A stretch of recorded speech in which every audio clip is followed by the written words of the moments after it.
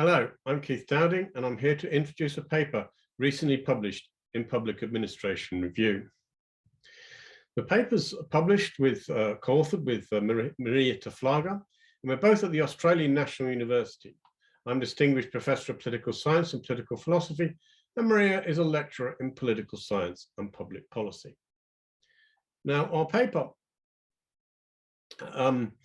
uses the work of Herbert Simon, and is indeed in a forthcoming special symposium dedicated to his magisterial book, Administrative Behaviour. Simon wrote about the efficiency in organisations and bringing to attention that in modern life we have informational overload.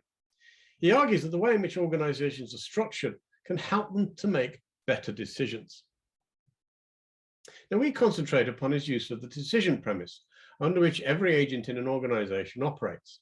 Simon says the decision premise establishes an arena of acceptance in behavior within which the subordinate is willing to accept decisions made for him by his superior. His choice is then determined always within the zone of acceptance by his superiors and within the relations of superior subordinate holds only within that area.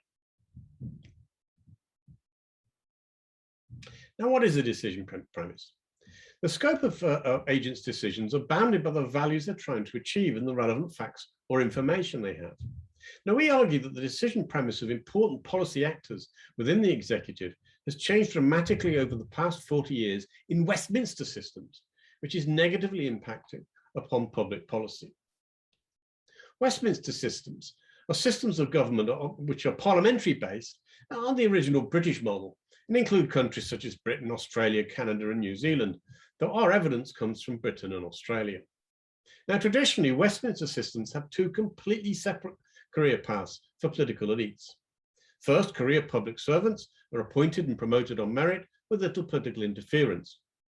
And second, we have elected politicians, and each operated within their own decision premise. Now, public servants' decision premise included the values of the government. For example, a civil servant in the education department would understand that policies for improving education would vary across libertarian or statist parties. The former perhaps favouring making schools more independent, while the other perhaps preferring standardised central testing for quality. They'd also have values of good governance, that is, procedures to ensure lack of corruption, malfeasance and due process, and some measure of democratic values.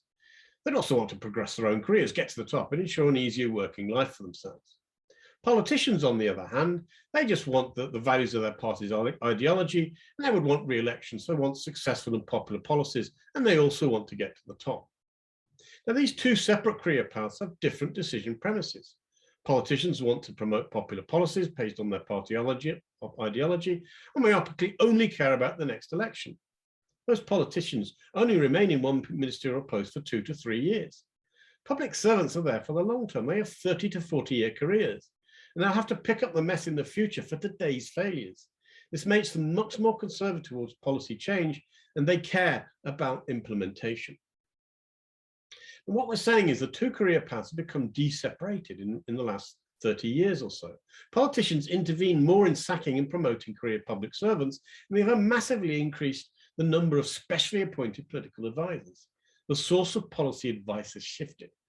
Second, elected politicians' career paths have changed. Rather than entering politics from other professions, they're increasingly coming from the media, from policy think tanks, and have increasingly acted as special advisors earlier in their career, to ministers earlier in their career. So now the decision premise of policy advisors and politicians is the same because they are part of the same career structure.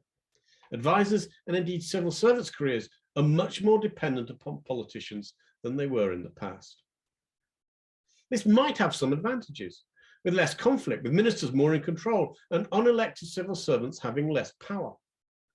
However, we argue these are outweighed by the disadvantages, with poorer informational capital, less experience of government, and poorer processes, with young 30-year-old advisors not understanding the process involved in policy implementation in the manner of 50-year-old public servants, with a loss of insight and massively increased malfeasance and inefficiency in government. This paper argues all this and more, and is part of a large Pathways to Power project on the Australian government. So what we're doing in this paper is producing this argument. We hope you read it. It's in Public Administration Review.